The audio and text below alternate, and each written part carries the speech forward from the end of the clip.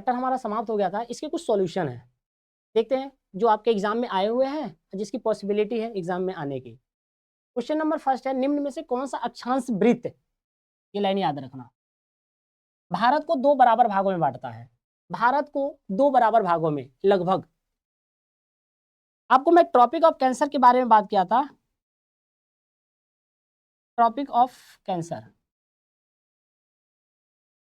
ये लगभग है, याद रखना, लगभग, एग्जैक्ट नहीं है। कितना? 23.5 डिग्री। अच्छा, एक बात मैं आपको नहीं बताया, ये कैसे लिखते हैं 23.5, ये डिग्री 1/2 ये मिनट होता है। तो क्या लिखा हुआ है? तो कौन सा? 2 बराबर भागों में विभाजित करता है, ये बराबर नहीं है, ये गलत है। यहाँ पे यहाँ लिखना लगभग। तो कौन सा है? 23.5 डिग्री दक्षिणी मकर रेखा या 66.5, कौन सा आएगा इसके अंदर में? देखो 23.5 डिग्री उत्तरी अक्षांश कर्क रेखा, ये मकर रेखा की बात करेंगे तो ये पृथ्वी को लगभग 2 बराबर भागों में बांटता है।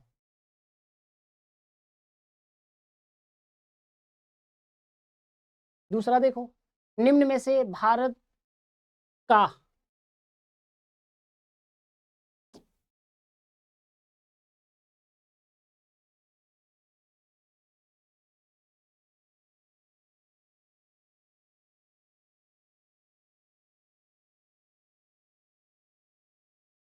निम्न में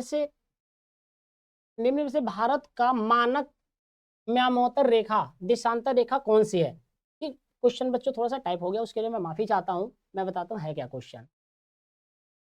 कौन, जो टाइमलाइन के बारे में आपसे बात किया था, तो भारत के किस डिग्री से गुजरती है, कहां से गुजरती है? तो मैं आपको बताया था पूर्वी देशांतर में। कौन सा?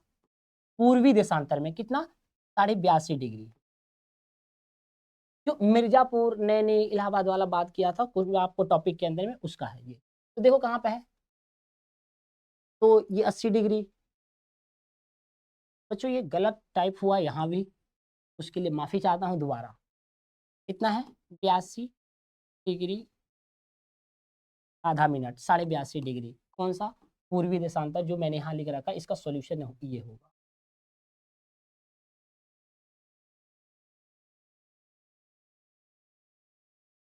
क्षेत्रफल की दृष्टि से भारत का विश्व में स्थान बात करते हैं, एरिया वाइज। मैं आपको एरिया बताया था, हमारी हिस्सेदारी कहाँ पे है, हम कहाँ आते हैं, यहाँ आते हैं।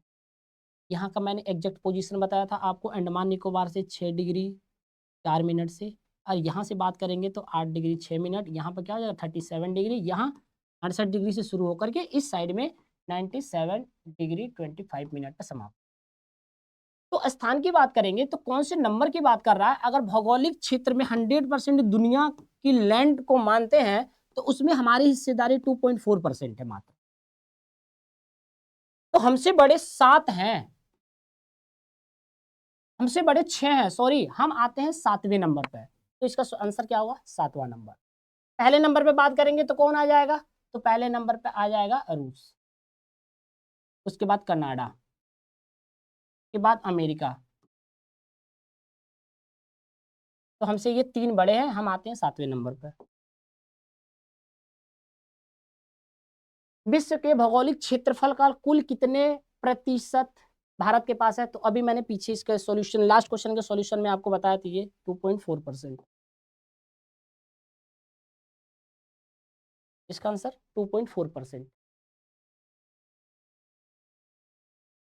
ये देखो, भारत के स्थलीय सीमा। अच्छा, स्थलीय सीमा क्या होता है?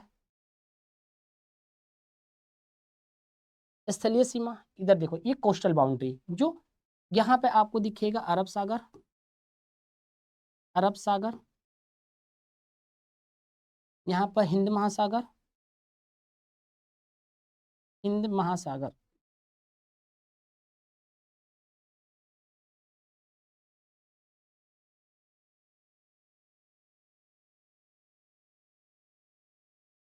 हिंद महासागर। अच्छा, इसी महासागर के नाम पर भारत का नाम भी पड़ा हुआ है, हिंदुस्तान। दक्षिण में है, जहाँ पे आप, यहाँ आपको श्रीलंका दिखाई देगा, यहाँ आपको लक्षद्वीप दिखाई देगा, यहाँ आपको अंडमान निकोबार दिखाई देगा। ये इसमें है बंगाल की खाड़ी में, बंगाल की खाड़ी। सॉल्यूशन क्या था?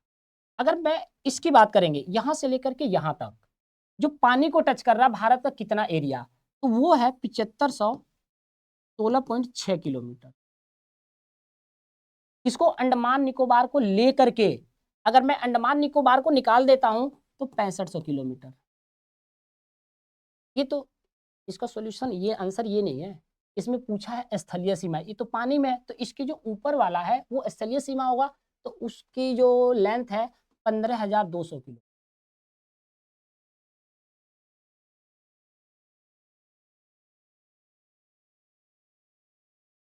अरब सागर में स्थित द्वीप समूहों को किस नाम से जाना जाता है? अरब सागर। देखते हैं अरब सागर कहाँ है। देखो ये है, अभी थोड़ी देर पहले बताया अरब सागर, यहां पर है लक्षद्वीप। क्या है? लक्षद्वीप। और ये कोरल आइलैंड है।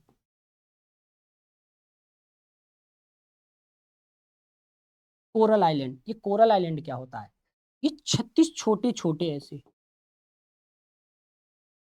36 छोटे छोटे द्वीपों को मिला करके बना हुआ है। एक प्रकार का कोरल समुद्र में पाया जाता है जो जीव होता है, वो मरते हैं ना, तो यहाँ पर आके इकट्ठा हो गए हैं, उसी के ऊपर में ये है। तो इसका सॉल्यूशन क्या होगा? आंसर मैंने बता दिया, लक्षद्वीप। अंडमान निकोबार यहाँ आपको दिखाई देगा, और क्या है? लक्षद्वीप।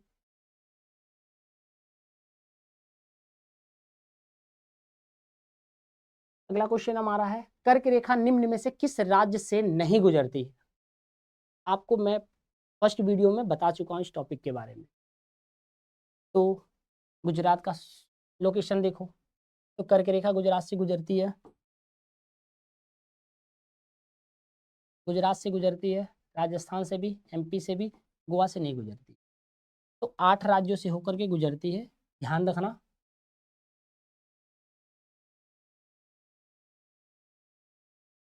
निम्न में से कौन सा देश भारत का पड़ोसी देश नहीं है? देखो मंगोलिया, मलेशिया पड़ोसी देश है, पॉजिटिव। तो कौन सा है? मंगोलिया के बारे में कभी सुना है? नहीं है। मलेशिया नहीं है, यमन नहीं है, गल्फ कंट्री है, म्यांमार।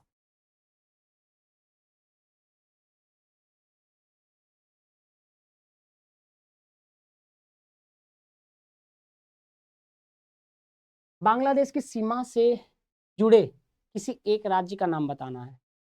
जो बांग्लादेश की बाउंड्री, मैंने सारे के सारे पड़ोसी देशों के साथ में कौन कौन से स्टेट टच कर रहे हैं पिछली वीडियो में बता चुका हूँ, अगर आप उस वीडियो को देखना।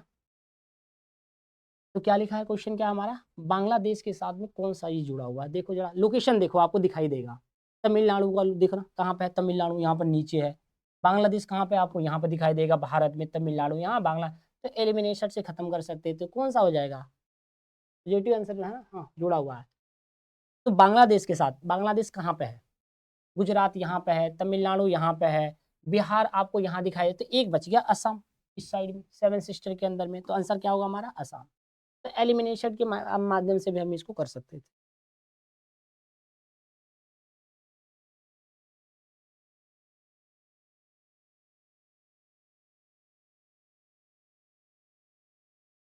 देखो भारत का जो टाइम लाइन है, जो टाइम लाइन है किस राज्य से होकर के गुजरती है, किस शहर से, सॉरी राज्य नहीं, किस शहर से, तो आपको दिखाई देगा। भोपाल के बारे में मैंने कोई जिक्र किया था? नहीं। दिल्ली नहीं, लखनऊ नहीं, एक था मिर्जापुर, कहाँ पे है? यूपी के इलाहाबाद। इलाहाबाद के अंदर में स्थान एक है मिर्जापुर, मिर्जा। और यहाँ पे एक और स्थान है नैनी, यहाँ से गुजरती है। तो मिर्जापुर के नैनी से।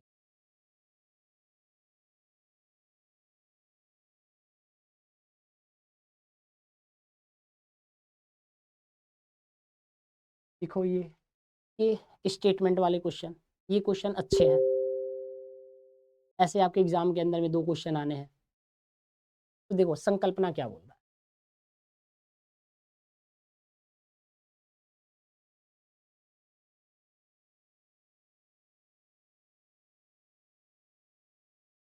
गुजरात से अरुणाचल प्रदेश के समय में 2 घंटे का अंतर है। मैंने वीडियो में आपको बताया था। कारण क्या है?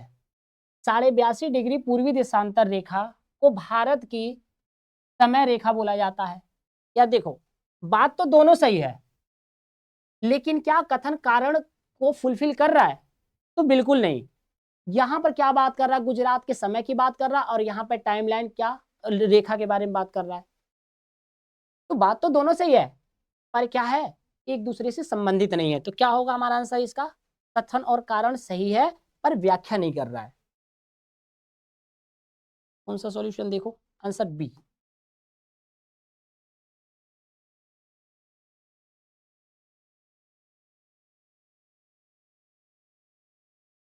भारत का कौन सा राज्य 3 तरफ से बांग्लादेश से घुरा है? एक है त्रिपुरा। तो सॉल्यूशन क्या होगा? त्रिपुरा। ये हर दूसरे साल क्वेश्चन पूछा जाता है एग्जाम के अंदर में। तो भारत का कौन सा राज्य 3 तरफ बांग्लादेश से? बांग्लादेश आपको यहाँ पर देखने को मिलेगा, इस क्षेत्र में, यहाँ पर। तो यहाँ पर एक बीच में आ जाएगा त्रिपुरा। इधर इधर इधर से घिरा दिखेगा, और ये वाला बच जाएगा। कौन सा? त्रिपुरा इसका सॉल्यूशन।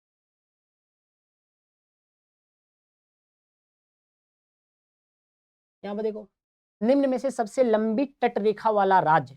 तट रेखा, तट मतलब समुद्र को टच करता हुआ। तो एक है कौन सा? गुजरात। क्या होगा सॉल्यूशन? गुजरात।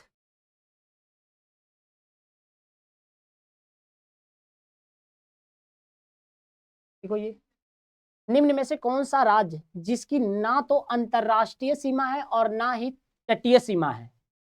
कहने का मतलब ये है, भारत का ऐसा कौन सा राज्य है जो किसी देश को टच नहीं करता है और समुद्र के किनारे भी नहीं है? देखो, महाराष्ट्र है।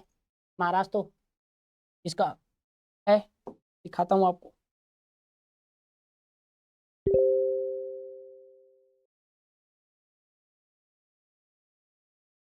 पश्चिम बंगाल तटीय रेखा है। यहाँ पर किसी पड़ोसी है केरल, गुजरात, महाराष्ट्र। तो आपको दिखेगा कौन सा राज्य निम्न में से निम्न में से सबसे लंबी तटीय रेखा वाला राज्य बताइए। दूसरा क्वेश्चन आ गया। तो इसका तो आंसर गुजरात है।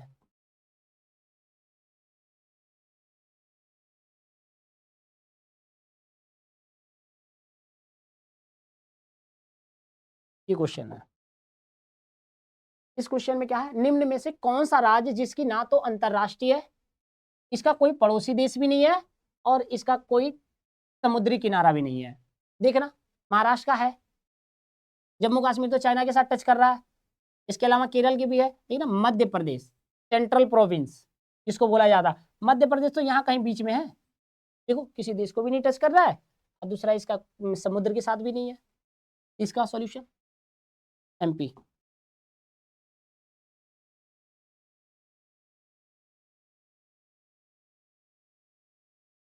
ये कुछ शॉर्ट क्वेश्चंस है और लॉन्ग क्वेश्चन है, देखते हैं इसमें क्या है।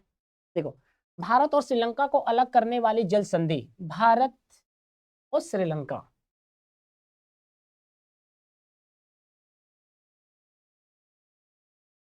भारत और श्रीलंका को अलग करने वाली जल संधि, ये आपको दिखाई देगा। भारत, यहाँ पर है श्रीलंका।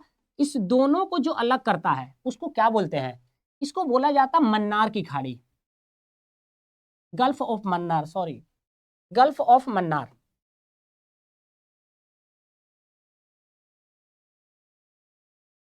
क्या बोलते हैं? Gulf of Mannar. दूसरा एक और है, इसको बोला जाएगा पाक जल संधि। क्या है? पाक जल डमरू, पाक जल डमरू। तो भारत और श्रीलंका को जो अलग करता है उसको क्या बोलते हैं? गल्फ ऑफ मन्नार या पाक जल संधि। आपके एग्जाम में क्वेश्चन ही बार बार पूछा जाता है, ध्यान।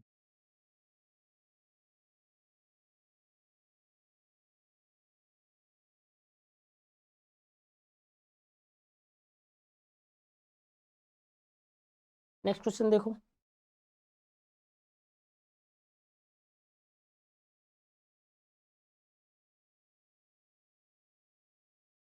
करती, सॉरी, ये करावती है। क्या? करावती। करावत।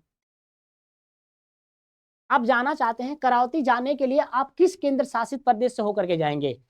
बस ये किसी राज्य की राजधानी है, यूटी की। तो कौन सी करावती, कहाँ है ये? लक्षद्वीप। किसका? आप जाना चाहते हैं लक्षद्वीप, लक्षद्वीप जाना चाहते हैं।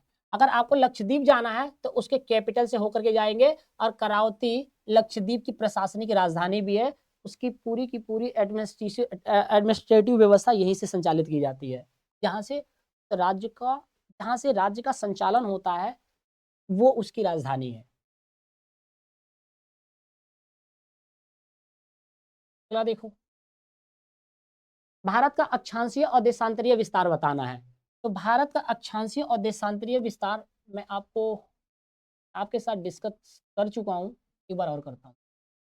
देखो, ये है भारत, अंडमान निकोबार यहाँ पे है। अगर हम यहाँ से लेंगे तो यहाँ से 6 डिग्री 4 मिनट से शुरू होगा, और यहाँ ऊपर में कितना, 37 डिग्री 6 मिनट पे 7 मिनट पे समाप्त हो जाएगा।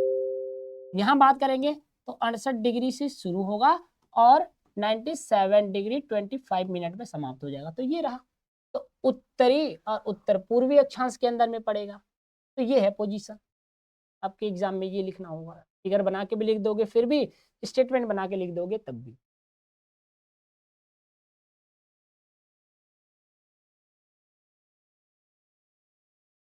क्वेश्चन नंबर 5 देखो। क्वेश्चन नंबर 5 में क्या है?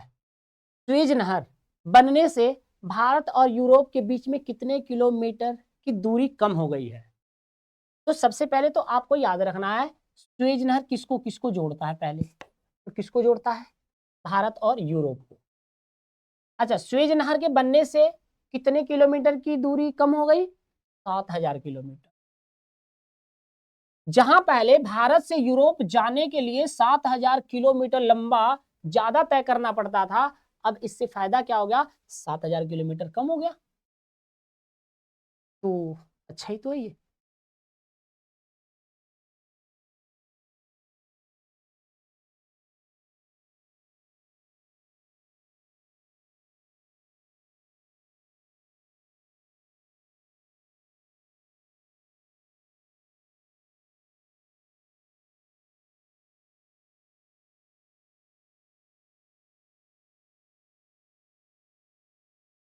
उन दो देशों का नाम बताइए जो भारत के क्षेत्रफल से बड़े हैं।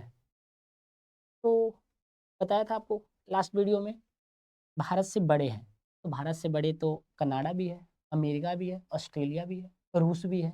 लिख लो, रूस, कनाडा, ऑस्ट्रेलिया,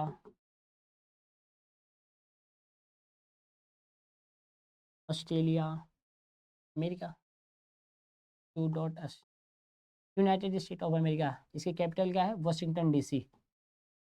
वॉशिंगटन डीसी। वास्तव में वॉशिंगटन डीसी क्या है?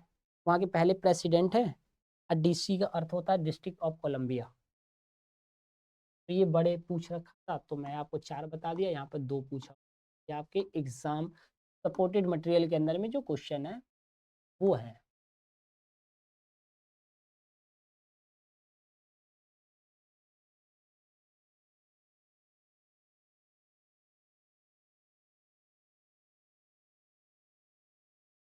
अगला क्वेश्चन नंबर 6, भारत के किस किस राज्य से कर्क रेखा होकर के गुजरती है?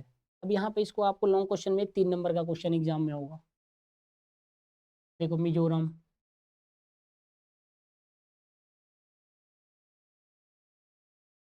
मिजोरम पहला। दूसरा देखो, त्रिपुरा।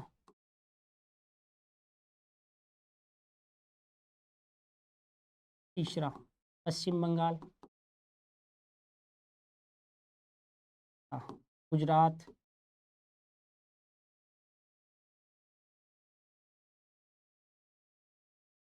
एमपी, मध्य प्रदेश, छत्तीसगढ़, क्या हो गया, 4 5 6, झारखंड से राजस्थान। तो ये 8 राज्य हैं जहाँ से कर्क रेखा होकर के गुजरती है।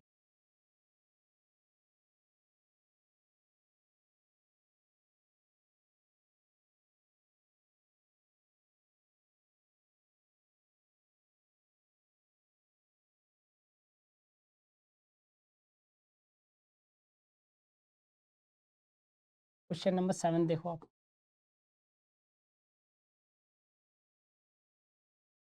भारत की तट रेखा की लंबाई कितनी है तथा इसको 2 लाभ बताना है। तट रेखा की लंबाई, इसके लाभ बताने हैं, अच्छी बात होना। तट समुद्र वाला, तो बहुत सारे लाभ है इसके, एक नहीं, यहाँ तो 2 पूछा हुआ है, लाभ ही लाभ है।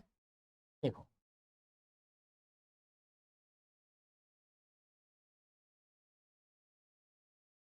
इधर देखो, इधर आप आओगे, ये व्यापार का माध्यम बन जाएगा। समुद्री मार्ग पता होना चाहिए, यातायात का सबसे सस्ता साधन समुद्री मार्ग है। तो एक तो व्यापार आसान हो गया, दूसरा फिश फार्मिंग, फिश फार्मिंग, इससे और फायदा क्या होगा, अरब तथा यूरोपीय देशों के साथ व्यापार करना आसान हो गया। इससे और फायदा क्या हुआ, आर्थिक, सांस्कृतिक, धार्मिक, राजनीतिक तौर पर हम एक नया आयाम बना पाए। यूरोप का कल्चर हमारे यहाँ पे आया, यहाँ का कल्चर वहां पर गया, वो हमारी जरूरतें पूरी कर रहे हैं, हम उनकी जरूरतें पूरी कर रहे हैं। तो इसका टोटल लंबाई कितनी है, अंडमान निकोबार को लेकर के 75 16.6 किलोमीटर का लाभ है व्यापार के दृष्टि से। अगला देखो क्या है,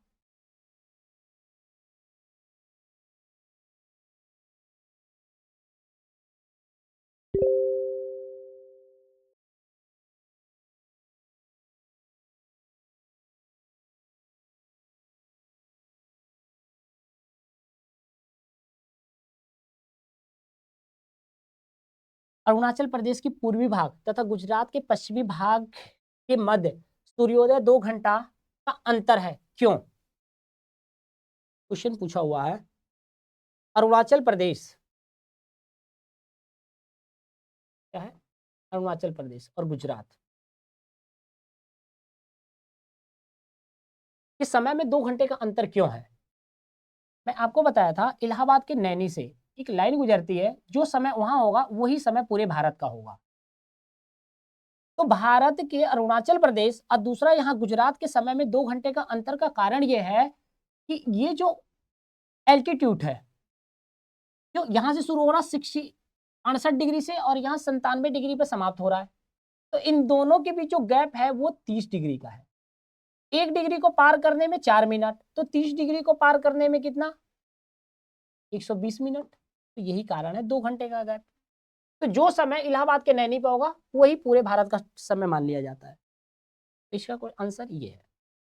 क्वेश्चन नंबर 9 देखो, भारत का मानक समय की आवश्यकता क्यों पड़ी है। अच्छा, भारत में इस टाइमलाइन की आवश्यकता क्यों पड़ी यार, अगर ये नहीं होता तो हम लाइव कैसे आते। अगर मान लो भारत सरकार कोई प्रोग्राम करती है, बोलते हो 5 बजे डिसाइड है, तो नॉर्थ वाले लोग 5 बजे देखते और साउथ वाले लोग 7 बजे जा करके देखते, या पूर्व वाले लोग 5 बजे देखते हैं और ये कितने बजे, 7 बजे वेट करते। तो इसमें तो समस्या हो जाता, ये प्रोग्राम देख लेते, ये तो रह जाते फिर। तो इसी समस्या के समाधान के लिए ये टाइम डिसाइड किया गया है, जितना समय इलाहाबाद के नैनी पे होगा वही समय पूरे भारत का मान लिया गया है। तो क्वेश्चन नंबर 8 का आंसर आपका ये है और 9th का भी आंसर उसी के अंदर में है। क्वेश्चन नंबर 10 में देखो क्या है,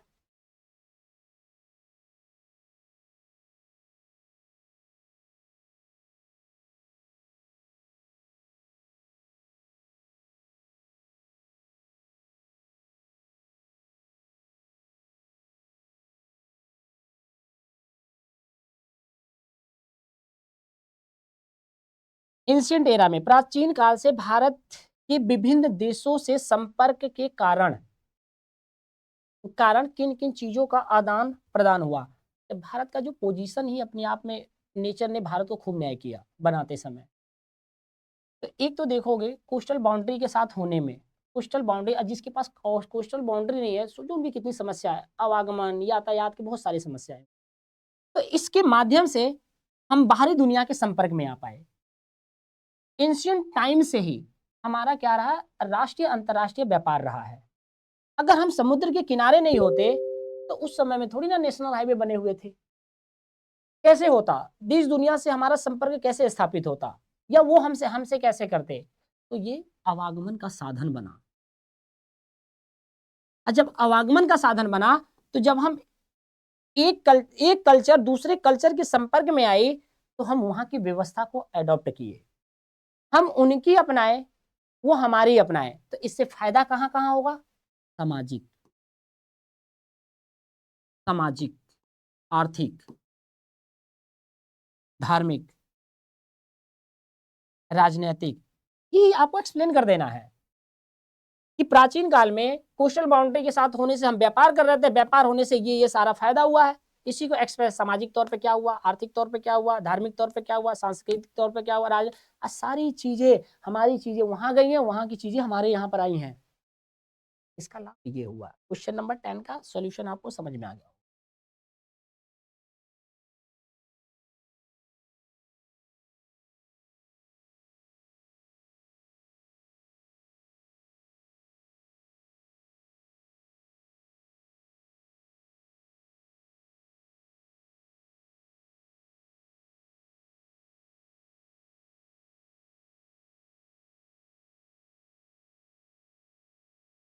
क्वेश्चन नंबर 11, भारत के पड़ोसी राष्ट्रों के नाम दिशा के अनुसार बताना है। तो भारत के पड़ोसी देशों का नाम आपको बता चुका हूँ पहली वीडियो में, उस वीडियो को आप देखना। हिंद महासागर में भारत का केंद्रीय स्थिति इससे किस प्रकार, तो इस क्वेश्चन को आप इस क्वेश्चन के साथ 10 और 12 क्वेश्चन के साथ में देख लेना, एक जैसा ही हो। तो ये बंद कर दो, ये लास्ट